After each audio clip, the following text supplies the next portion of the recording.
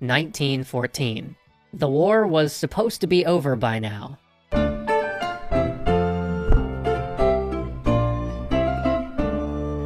This little holiday special is brought to you by World of Tanks. Use the invite code ARMISTICE if you're a new player who wants to check out the game. The Christmas Truce is one of the most poignant events of the First World War, a time when men rose up above the madness of the conflict and, for just a moment, saw each other as fellow humans. This is an event that definitely did happen. Thousands of men laid down arms in the truce, but a century of retellings has also kind of sanded down its rough edges and oversimplified its messy reality. Indeed, this event wasn't just the result of pure human spirit and holiday cheer. It was a host of unique factors that drove these enemies to spontaneously declare peace in no man's land.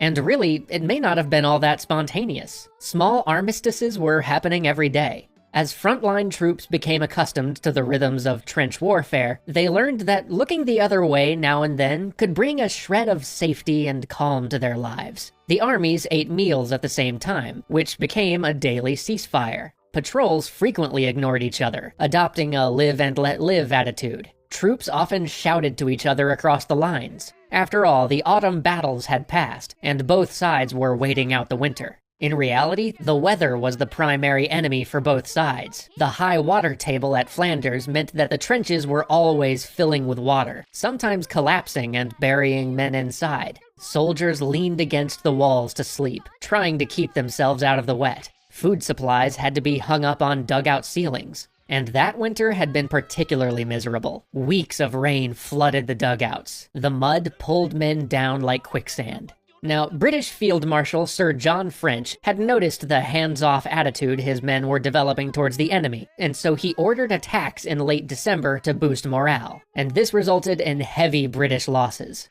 Concerned about possible fraternization over the holiday, he issued orders that no unofficial armistice would be tolerated. Morale was much better over in the German trenches. After all, they were winning. But many men were also experiencing their first holiday away from home. Knowing that this would be difficult, commanders brought Christmas to the trenches, shipping thousands of presents to the field. Each man received a gift from the Kaiser: cigar boxes for NCOs, a pipe with the Crown Prince on it for the ranks. The British, for their part, received a brass box from Princess Mary filled with cigarettes, tobacco, a Christmas card, and sweets. And then there were personal packages. Enterprises sprang up on the home front, offering family members a chance to send gift boxes to the troops. British soldiers received plum puddings and 1,000-count boxes of cigarettes. German and Austrian troops were bombarded with chocolate and salami and cognac. Both sides received winter clothing. In truth, though, the gifts were kind of a nuisance. I mean, there was nowhere to put it all. Soldiers didn't have a place to store 1,000 extra cigarettes. But that Christmas Eve delivered a true gift. The rain stopped, and the trenches drained. Dry cold froze the mud into a hard surface, almost like a floor. Snow dusted the countryside.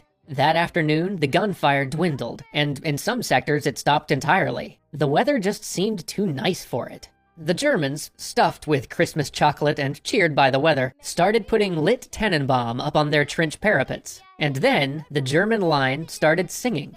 Over on the British parapets, watchmen of the Scots Guard saw lines of lights along the enemy trench. At first, they suspected an attack, but then they heard an ethereal sound drifting across no man's land. Stille Nacht, Heilige Nacht, the original Austrian version of Silent Night. Sensing a challenge, Guards Officer Lieutenant Sir Edward Hulse decided that they should drown this out with their own carol. The sides went back and forth, but soon the competition merged into a harmony of Good King Wenceslas and Auld Lang Syne. The men began shouting Christmas greetings across the line, jokingly at first. A few even stepped out to talk. Hulse didn't know it, but the same thing was happening up and down the entire British line. Agreements formed. In some sectors, the officers met at the wire and shook hands, agreeing to cease hostilities the next day. In other areas, the ranks took the lead, Germans shouting across no man's land, "English, tomorrow if you no shoot, we no shoot." At times, it was just one brave soul walking into no man's land, waving a newspaper. These overtures were extremely dangerous. Though peace was breaking out in certain areas, it didn't happen everywhere. One British regiment responded to German caroling with a machine gun blast. Some unarmed soldiers were gunned down trying to broker this holiday armistice. But in most sectors, the ceasefire held. This truce mostly happened between German and British units. The French and the Belgians, whose countries were under German occupation, were less inclined. There were agreements to bury the dead and cease hostilities, but not as much fraternization. Yet a Bavarian unit held fire during a French mass, and both sides halted fighting long enough for a guest, a soloist from the Paris Opera, to make a performance. British Indian troops, who were a bit unfamiliar with this whole Christmas deal, saw the lit German trees and thought of their own holiday of Diwali. They held fire, but also held position, until some Germans tempted them out of the trenches with cigars and cigarettes. Soon the men were smoking together on the parapet. That Christmas night, the troops slept in sublime quiet. Christmas Day dawned, bright and cold, the sky clear for the first time in weeks. To their shock, British troops looked across no man's land to see the Germans walking around on their parapets. Such a thing was suicidal in daylight, and that gesture of trust, more than anything, lured a few British out. It was heaven to at last stand up straight and walk on solid earth. Some had ventured into no man's land on Christmas Eve, but in daylight it was impossible to ignore the bodies lying between the trenches. The two sides buried their dead in common graves, grieving side by side in joint services, listening to the faraway sounds of battle from other sectors. And that shared experience broke down the wall. Soldiers milled about together in no man's land, swapping overabundant gifts from home. British beef for uniform buttons, chocolate cake for barrels of beer. They exchanged hats. One German barber gave haircuts. The men chatted. After all, they shared so much in common. They lived in the same fields under the same rain, and they were equally sick of war. Besides, they were curious. What was life like on the other side? Who were these enemies? One British officer was perplexed to learn that his new German friend believed the armies of the Kaiser fought for freedom. That was impossible, the officer responded. We're fighting for freedom. Amid this, Lieutenant Hulse found himself talking to Lieutenant Thomas of the 15th Westphalians, who had something to pass on, a Victoria Cross and a packet of letters. An English officer had died in the German trench during the last attack. Perhaps he could give these to the man's family? Touched, Hulse removed his own silk scarf, a gift from home, and presented it in thanks. Thomas, embarrassed that he had nothing to give in return, sent a soldier to fetch the fur gloves that his family had sent.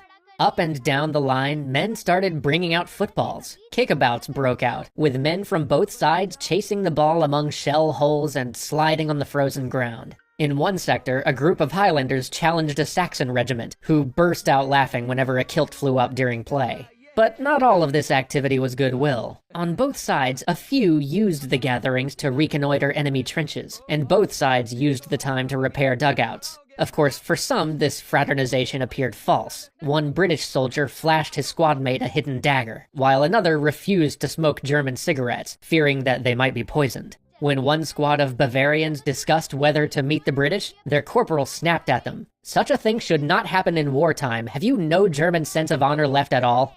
They weren't surprised. The night before, the same soldier had refused to join the unit's Christmas service. Corporal Hitler was odd like that. But his disapproval reflected the general's view. This was exactly the situation that Field Marshal French had feared. Commanders dispatched senior officers to threaten disciplinary action and insist that the men restart the war. In some sectors, the armistice came to an orderly close. Officers from both sides saluted and fired revolvers into the air, signaling that, all right, the war was back on. In a few places, troops resisted until nearly to New Year's Eve, but the generals would not have it. German command dispatched snipers to break the ceasefire. French ordered an artillery barrage, letting the machinery of war roll over the human connections of the frontline troops. Nothing like this Christmas truce would happen again. The generals wouldn't allow it. On Christmas Eve 1915, British officers ordered a 24-hour artillery barrage. Men who tried to form a truce were court-martialed. Machine guns drowned out German carols. But the generals needn't have bothered. The spirit of that truce was unique to 1914, a symptom of a young war. By Christmas 1915, those troops had experienced chlorine gas and creeping bombardments. Zeppelins were bombing London. The Battle of Verdun would end just before the holiday, leaving 750,000 casualties.